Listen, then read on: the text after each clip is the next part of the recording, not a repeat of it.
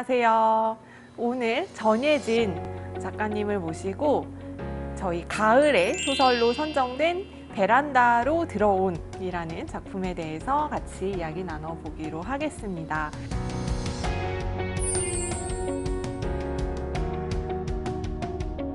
저희 이번 시소 대학생 특집으로 대학생 독자분들과 같이 이야기 나눈 끝에 큰 성원과 지지를 얻으면서 이제 선정이 되었습니다. 저 평소에도 시소 너무 재밌게 보고 있었는데 너무 영광이고요. 그리고 또 대학생 독자분들이 뽑아주셨다고 하니까 또 감회가 너무 새롭고 너무 감사합니다. 네, 감사합니다. 이제 베란다로 들어오는 악스트에 이제 수록이 됐었잖아요. 5월호, 6월호에 이제 수록이 됐었는데 이게 키워드가 있는 소설이에요. 그래서 이제 이 호의 키워드가 도시 괴담이라는 그런 키워드였었고 저희가 이제 도시 귀신으로 좀 상상할 수 있는 그런 유형들이 좀 나왔던 것 같아요. 이제 괴담이라는 그런 키워드에서부터 출발한 소설이기도 하고 그리고 신화적인 그런 상상력을 자극하는 소설이기도 한데 작가님께는 이 베란다로 들어온 어떤 작품인지 저는 처음에 도시 괴담이라는 키워드를 받았을 때 도시 괴담이 도시에서 느끼는 불안에 대한 이야기라고 생각을 했어요.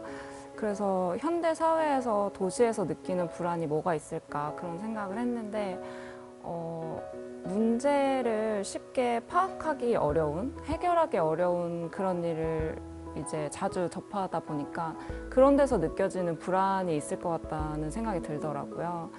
그래서 그런 불안을 느낄 때 우리가 어떻게 행동을 하게 되는지, 그리고 그렇게 행동을 하면은 어떤 결과가 이제 나올 수 있는지 약간 좀 그래서 우리가 어떻게 행동해야 하는지 이런 것들을 생각하면서 썼던 소설이었습니다. 네, 그렇군요. 지금 불안이라는 이제 또 다른 키워드를 작가님만의 키워드를 말씀해 주셨는데 이 불안이라는 말은 항상 좀 예기치 않은 그런 일들이 일어날 때 더 이제 크게 다가오게 되는 것 같은데요. 그래서 작가님 소설을 볼 때 좀 항상 이제 이런 특별한 일들, 그 예기치 않은 일들, 그리고 좀 갑작스러운 일들, 이런 일들이 일어나는 그런 작품들이 좀 사건성이 강한 그런 소설들이 많았던 것 같아요. 이 작품도 이런 문장이 이제 도입부에 나오거든요. 작년 겨울부터 종종 이상한 일이 일어났다. 이 문장이, 그러니까 이상한 일이 일어났다. 이런 문장이 작가님의 지금까지의 다른 소설들도 다 같이 좀 설명해주는 그런 문장일 수도 있겠다 그런 생각을 했거든요. 그래서 평소에 꼭 이 작품에 한정하지 않고 작가님의 그 지향하시는 그런 소설 세계는 어떻게 좀 이야기해 주실 수 있을까요?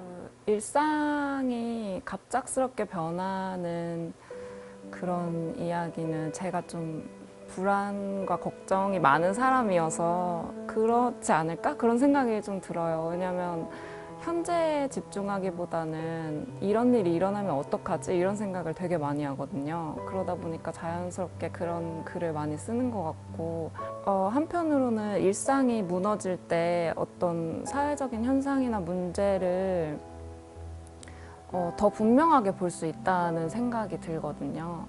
그래서 그러니까 다른 사람의 이야기로 듣거나 뉴스로 들으면은 뭐 이렇게 하면 해결되지 않을까? 뭐 아니면은 뭐 이렇게 했으면 막을 수 있지 않았을까? 이렇게 쉽게 생각할 수 있는 문제가 어느 날 내 일상이 어려울 정도로 내게 다가오면 이게 왜 아직까지도 이런 일이 일어나고 있지? 그런 생각을 하게 되잖아요.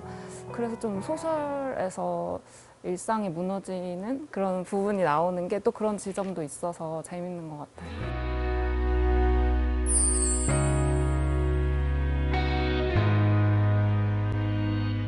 작가님 소설이 또 그런 면들을 가지고 있었던 것 같아요. 그러니까 제가 지금 생각나는 거는 뭐 숨통 같은 그런 작품은 이제 교육에 대한 그런 질문을 또 품고 있는 소설이고, 또 점심 같은 작품은 이제 그런 직장에서 겪을 수 있는 일들을 또 담고 있고, 그래서 이 베란다로 들어온 쓰실 때 이런 도시에서 일어나는 여러 가지 일들, 어떻게 보면 좀 돌이킬 수 없는, 그리고 좀 이미 결정되어 있는 그런 방향으로 항상 흘러가는 그런 뭐 재개발이나 이런 일들에 대해서 좀 문제의식을 갖고 쓰셨을 수 있겠다, 그런 생각도 들었거든요. 가령 이제 세상은 어떤 문제도 해결할 수 없는 곳이 되었다. 우리는 각자가 믿는 것을 믿을 뿐이다. 이런 문장이 소설 뒷부분에 또 나와요. 베란다로 들어온을 쓸 때는 사실 이미 일어난 사건들을 최대한 반영하지 않으려고 노력했거든요. 왜냐하면 좀 제가 그렇게 글을 씀으로써 누군가가 상처받을 수 있겠다, 그런 생각이 들어서 특정 사건이 생각나지 않도록 노력했었어요. 네, 근데 아무래도 가장 밑바닥에 깔려 있는 거는 제가 경험한 감정들인 것 같은데, 소설 속의 화자는 이제 이미 아는 정보를 선택적으로 외면을 하잖아요. 근데 사실 현실에 우리는 우리가 어떤 사실을 외면하고 있다는 사실조차 모를 때가 많잖아요. 편향된 정보만을 접하거나 아니면은 같은 정보를 접해도 좀 편향적으로 생각을 해버리거나 나도 모르게. 근데 저도 그럴 때가 많아서 제가 당연하다고 생각했던 게 사실은 그렇지 않다는 거를 거의 매일 느끼는 것 같아요. 특히 요즘에. 그래서 진짜 나는 아는 게 없구나, 이런 생각을 하면서 그럴 때 느끼는 좌절감, 그리고 그럴 때 내가 그 문제를 제대로 보지 않아서 나중에 그 문제가 더 커졌을 때, 그렇게 되었을 때 느끼는 좌절감과 또 그때 죄책감이 또 되게 많이 있잖아요. 예. 그래서 그런 경험들이 쌓여서 소설에 들어갔던 것 같아요. 이제 아파트라는 공간을 참 잘 다루신다, 그런 생각을 했어요. 그러니까 사실 아파트는 한국 소설이 되게 많이 나왔는데 조금 굉장히 좀 반복적인 방식으로 나왔어요. 그러니까 뭐 어떤 그 얼굴 모르는 이웃을 뭐 소음으로만 만나는, 네, 그런 공간, 또 아니면은 뭐 어떤 중산층의 어떤 그 틀에 박힌 삶의 방식들이 이제 반복적으로, 네, 복제되는 공간, 뭐 이런 식으로 좀 한국 현대 소설에서 계속 이렇게 다루어졌는데, 실제로 실제로 제가 네. 10대, 20대를 아파트에서 보내서 그런 게 확실히 영향이 있는 것 같고요. 근데 또 한편으로는 아파트가 되게 많은 사람들이 같이 사는 공간이잖아요. 그렇다 보니까 규칙도 많고 어떻게 보면 안전하고 편리하면서도 뭐 하나 내 멋대로 할 수 있는 게 없잖아요. 네, 그런 점도 있고, 또 한편으로는 사회 경제적인 지위가 되게 뚜렷하게 드러나는 주거 형태다 보니까 그 안에서 사회에서 발생하는 현상이나 이 인물이 경험하게 되는 상황을 넣기가 되게 매력적인 장소라는 생각도 들어요. 아까 제가 읽었던 문장, 그러니까 작년 겨울부터 종종 우리에게 이상한 일이 일어났다, 이런 이렇게 문장도 있지만, 그 문제에 작년 겨울에 나와 채원이에게 어떤 일이 일어났는가, 이런 것은 사실 많은 부분이 독자의 상상에 좀 맡겨져 있어요. 그래서 독자가 뭐 이렇게 여러 가지 그런 이야기의 가능성들을 좀 생각해 보게 하거든요. 근데 저는 이런 식으로 이야기를 쓸 때는 독자에게 많은 그런 그 참여의 공간을 또 주는 방법이지만, 한편으로는 어떤 독자에 대한 신뢰 같은 게 또 있고, 또 이제 어떻게 보면 약간 자신감이라고 할까요? 베란다로 들어온 같은 경우에는 독자가 처음부터 되게 집중해서 읽었으면 좋겠다고 생각했거든요. 그래서 문장 하나를 읽을 때 뭔가 한 단어도 허투루 읽지 않을 것 같은? 그러니까 딱 그 굉장히 문장도 단순하고 간결하게 그냥 계속 나아가잖아요.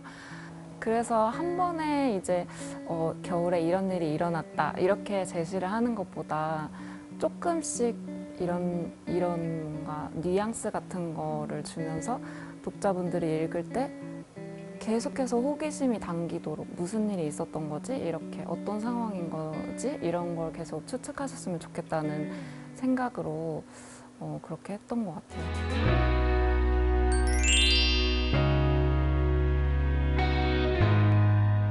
이 소설의 결말에 대해서 또 많은 분들이 잊지 못할 그런 결말로 읽으셨을 것 같아요.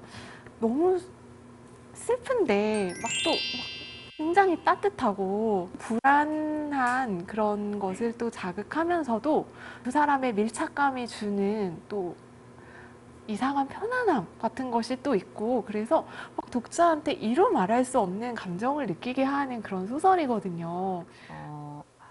그 이야기에 대한 말씀도 해주셨는데 이야기 못지않게 관계가 이 소설 안에서 중요하다고 생각했어요.